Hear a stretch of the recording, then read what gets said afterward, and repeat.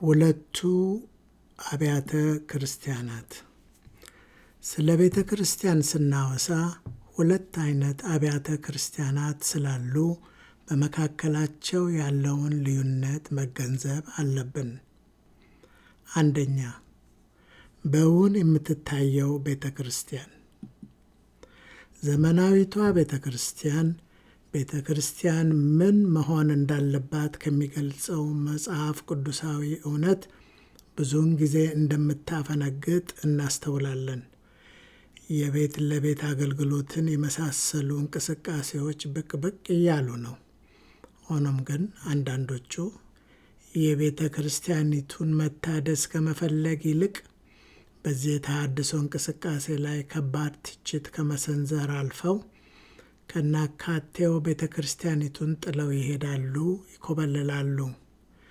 ከታሪክ አኳያ የፕሮቴስታንት ተሃድሶ የመጨረሻውና በጉልህ የተስፋፋ የቤተ ክርስቲያን ተሃድሶ ጊዜ ነበር። ሆኖም የእድገት አቅጣጫው ግስጋሴ የተደናቀፈ ይመስላል። ይልቁንም ከክብር ወደ ክብር ከመሸጋገር ይልቅ ከብዙ ሁኔታዎች አንጻር ባለንበት ወደ መቆም ወይም ወደ መደንዘዝ ሸርተት ብለናል። ቤተ ክርስቲያን በአውሮፓ ከፍተኛ ውድቀት ላይ ትገኛለች። አሜሪካም ተመሳሳይ መንገድ እየተከተለች ያለች ይመስላል። ይህ በእንዲህ እንዳለ በሦስተኛው ዓለም ያለችው ቤተ ክርስቲያን በፍጥነት እያደገች ትገኛለች። ነገር ግን አብዛኛው አወቃቀሯና አሰራሯ በምዕራባውያን ትውፊት ላይ የተመሰረተ በመሆኑ ልክ እንደነሱ ተመሳሳይ ፈተናዎችና ቀውሶች ውስጥ ገብታለች። ይህ ሁኔታ አንድ ወሳኝ ጉዳይን አጉልቶ ያሳያል። ከውጭ በተቀዱ ስርዓቶች ወይም በሰው ሰራሽ ዲዛይኖች ላይ የተመሰረተ ሳይሆን በመንፈስ ቅዱስ የተወለደ ከውስጥ ወደ ውጭ የሚደረግ ስር ነቀል ለውጥን የሚያስገኝ ተሃድሶ አስፈላጊነትን ያሳያል። ቤተ ክርስቲያን ጥልቅ የሆነ የመነቃቃት ረሃብ እያጋጠማት ነው። በተለያዩ ቦታዎች ቤተ ክርስቲያንን እና ዓለምን በእውነት የሚለውጥ አይነት መነቃቃት፣ የእግዚአብሔር ክብር ሕዝቡን የሚሸፍንበት መነቃቃትን የመሳሰሉ የመታደስ ፍንጣቂዎችን እያየን ባለንበት በዚህ ጊዜ ንስሐ አስፈላጊ ነው። ቤተ ክርስቲያን ከእግዚአብሔር ዓላማና ዕቅድ ጋር መስማማት አለባት። መንፈስ ቅዱስ እንዲያንጻት፣ እንዲያስተካክላትና ስለ ራሱ ዓላማ ኃይልን እንዲያስታጥቃት መፍቀድ አለባት። የእግዚአብሔር ክብር እና ኃይል በምድር ላይ የሚያመጣውን አዲስ የመነቃቃት ዘመን ተስፋፍቶ ማየት የምንችለውም ያኔ ብቻ ነው። በታሪክ ሂደት እንደታየው የለውጥ እንቅስቃሴ በተነሳ ቁጥር ተቃውሞ ይከሰታል። አዲስ ብቅ ያለው እንቅስቃሴ በነባሩ ላይ ትችት ሲዘነዝር፣ ነባሩ ሁኔታ ደግሞ አዲሱን የማሳደድ አዝማሚያ ይታይበታል። የተለዋዋጭነት በተደጋጋሚ ወደ መከፋፈል ያመጣና በብዙ ቡድኖች በመቧደን በማስከተል አዳዲስ ቤተ እምነቶች እንዲፈጠሩ ያደርጋል። ሆኖም ግን አሁን በጣም የሚያስፈልገን የተለየ አይነት ማለትም መላውን የክርስቶስን አካል የሚያካትት መታደስ ነው። በሚያስደነግጥ ሁኔታ ያለመቋረጥ እየተስፋፋ የመጣው ቅሌት ቤተ ክርስቲያንን ተአማኒነቷን እያሳጣት ከመምጣቱም በላይ አባላቱንም ሆነ የዳር ተመልካቾችን ግራ በማጋባት ላይ ያለ ይመስላል። እነዚህ በመሪዎችና በጉባኤዎች መካከል ያሉ የሞራልና የሥነ ምግባር ድክመቶች በቤተ ክርስቲያኗ ተልእኮ ላይ ረጅም ጥላቸውን አጥልተዋል። ይህ ሁኔታ በአኳያው ቤተ ክርስቲያን እንድትፈጽምና እንድታስቀጥል የተጠራችበትን የምስክርነት ተልእኮ ጥላሸት አልብሶታል። ከዚህም በላይ በጥልቀት አሳሳቢ የሆነው ነገር እያደገ የመጣው የወጣቱ ትውልድ ከቤተ ክርስቲያን እየራቀ የመሄዱ ጉዳይ ነው።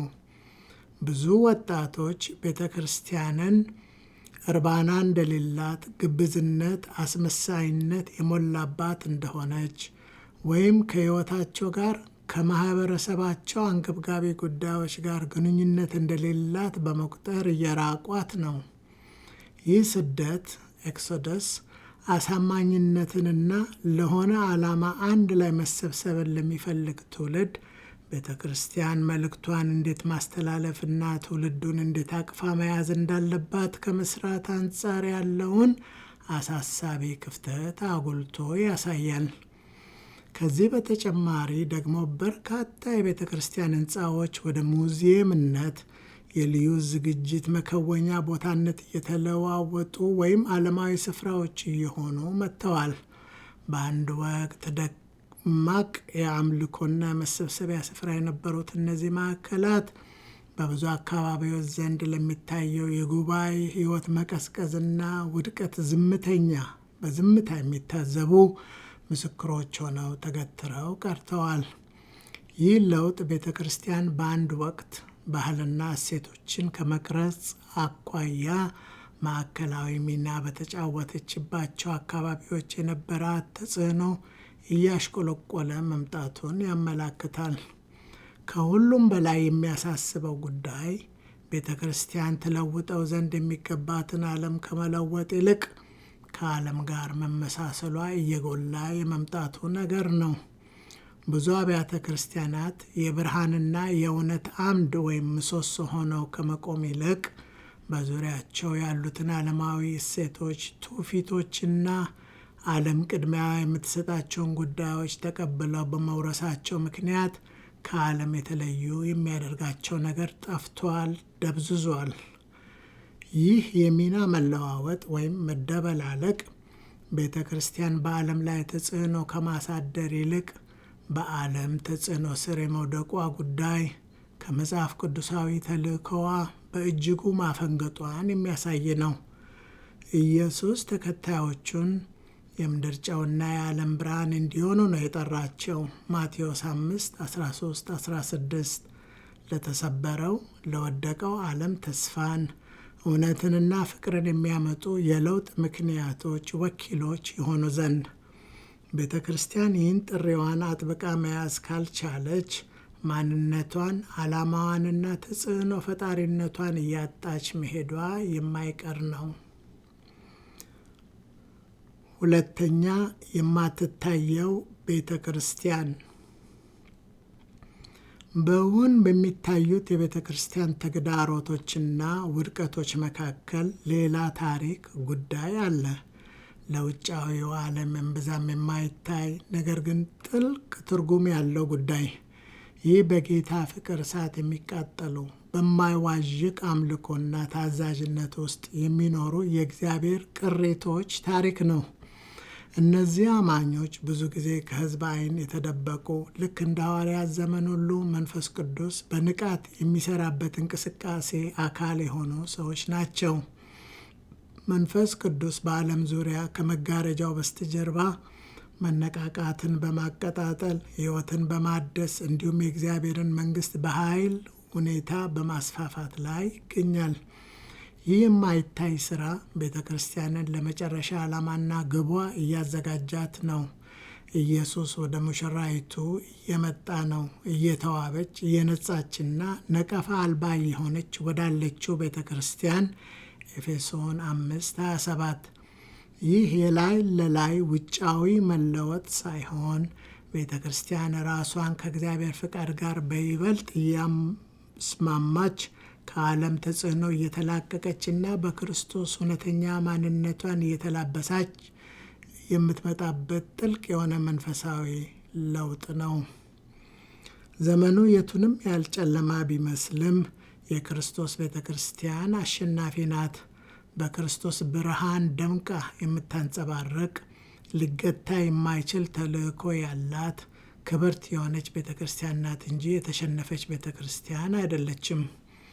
ይህች ንቁ እና አንጸባራቂ ቤተ ክርስቲያን ስትነሳ የክርስቶስ ብርሃን በዓለም ላይ ደምቆ ይበራል።